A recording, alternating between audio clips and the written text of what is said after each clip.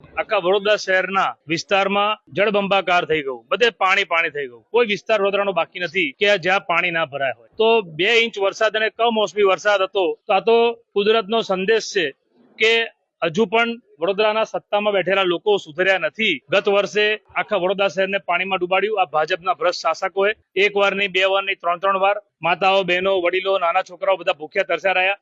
અને એવું પૂર ફરીથી ભવિષ્યમાં વડોદરા શહેરમાં ના આવે એના માટેનું આયોજન સારું થશે એવું પ્રોમિસ, એવું વચન આ રાજ્યના મુખ્યમંત્રી અને ગૃહમંત્રીએ વચન આપેલું. તે છતાં ગઈકાલે તમે જુઓ, જે 2 દિવસમાં જે કમોસમી વરસાદ પડ્યો, વડોદરા શહેરમાં ઠેર ઠેર ખાડા પડી ગયા, ભૂવા પડી ગયા. અને જ્યારે વરસાદ આવશે, સિઝન આવે ત્યારે પૂર ના આવે ને પાણી ના ભરાય એવું આયોજન કરવું જોઈએ.